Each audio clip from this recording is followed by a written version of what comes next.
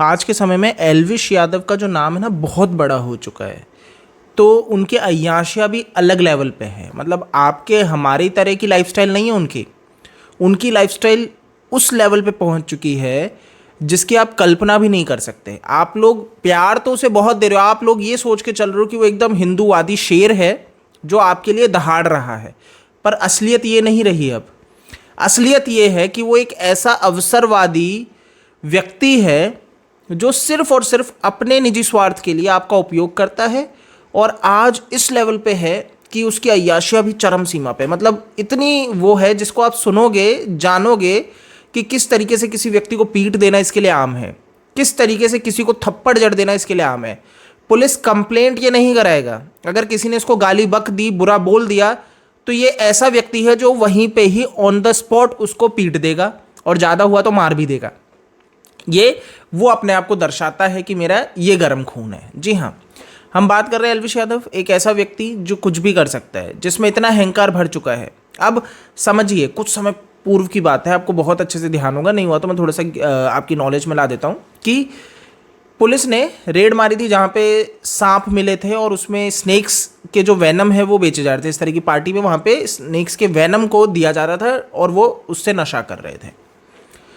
तो ये सारी चीज़ें चलती हैं। जब पकड़ में आया तो उसमें एल्विश यादव का भी नाम निकला। तो वो जो रेड हुई थी जिसके ऊपर स्टिंग ऑपरेशन पूरा रहा था, तो उसमें पीएफए, पीपल्स फॉर एनिमल करके जो एक ऑर्गेनाइजेशन है, उनके द्वारा ये पूरा रहा था, जिसमें एल्विश यादव का भी नाम आया था। अब एल्विश यादव ने कुछ म्यूज़िक वीडियोस किए थे, तो उस म्यूज़िक वीडियो में भी जो स्नेक्स यूज़ किए थे वो रेयर स्पीशीज़ है, और उनके ऊपर भी केस रहा। उनके ऊपर पहले पुलिस कंप्लेंट करवाने गए। सौरभ गुप्ता जो इस ऑर्गेनाइजेशन के व्यक्ति हैं, वो जब कंप्लेंट कराने जाते हैं पुलिस वालों के पास नोएडा में, तो पुलिस कंप्लेंट नहीं ली जाती है, तो वो कोर्ट जाते हैं डायरेक्ट, और कोर्ट से पूरा केस रजिस्टर्ड होता है। तो अब एल्विश यादव और जो दूसरे व्यक्ति हैं इसी म्यूजिक वीडियो में, जिनका नाम मेरे को ध्यान नहीं आ रहा, यादव करके कोई है, आपको स्क्रीन पर मैं दिखा दूंगा, राहुल यादव, तो इनके ऊपर केस रजिस्टर्ड होता है और ये पूरा मामला कोर्ट चला जाता है। अब देखिए, समझने वाली बात यह है कि एल्विश यादव, जैसा कि मैंने कहा, कि आज इस लेवल पे है कि उनके ऊपर अगर कोई उंगली उठाएगा तो ये शांत बैठ जाए, ऐसा हो नहीं सकता, क्योंकि ये तो ऑन द स्पॉट पूरा फैसला करने में बिलीव रखते हैं। जी, तो बिल्कुल वही कि अब इनको जान से मारने की धमकियां मिल रही हैं, तो इन्होंने कोर्ट में अप्रोच किया। जो सौरभ गुप्ता है, ये कोर्ट में अप्रोच किए हैं और इन्होंने कहा कि मुझे जान से मारने की धमकी दी जा रही है, क्योंकि ये सामने वाले जो लोग हैं, ये जो पार्टी है, ये बहुत ही प्रभावशाली है और गुंडा पार्टी है। ठीक है, तो इनको सिक्योरिटी दी जाए। तो अब ये पूरा एक मामला चल रहा है। खैर, इनकी जो नेक्स्ट सुनवाई है, शायद 28 मार्च को इनकी नेक्स्ट सुनवाई होने वाली है।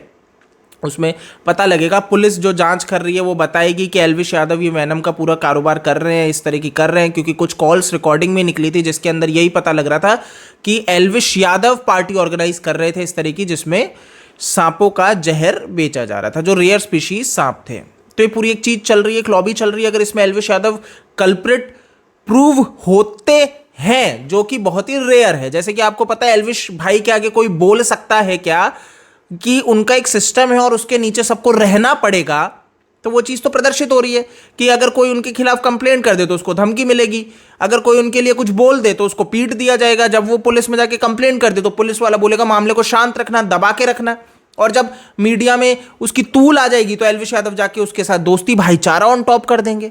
तो कुछ भी कर सकते हैं सर ये, क्योंकि इनके सिस्टम के नीचे आपको दब के रहना पड़ेगा। और मतलब मैक्सटर्न के ऊपर तो मेरे को इतनी दया आई जब मेरे को पता लगा कि इस व्यक्ति का कोई अस्तित्व ही नहीं है, इसको पता ही नहीं है कि अपने लिए स्टैंड कहाँ ले रहा है।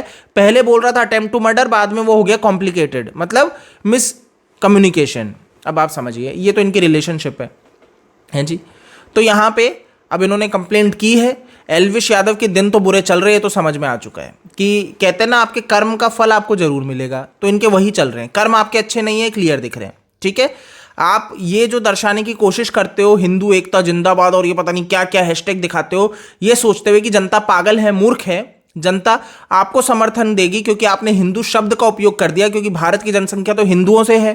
तो आप यही सोच के चल रहे हो कि देश की जनता मूर्ख है, सिर्फ आपने हिंदू लिख दिया तो वो ऐसे आंसू बहाते हुए आपको प्यार देने आ जाएगी। पर आज देश के युवा जनता जाग चुकी है और आपको बहुत अच्छे से समझती है कि आप किस तरीके के व्यक्ति हो, आप किस तरीके से लड़कियों के साथ, मतलब इनके आप वीडियोस देख लोगे ना, कि चिपका चिपकी, नशा, अय्याशी, ये सारी लाइफस्टाइल ये एक राम भक्त की हो ही नहीं सकती, ये एक रावण की हो सकती है। आप समझ लो, है ना, ये वो लाइफस्टाइल जी रहे हैं।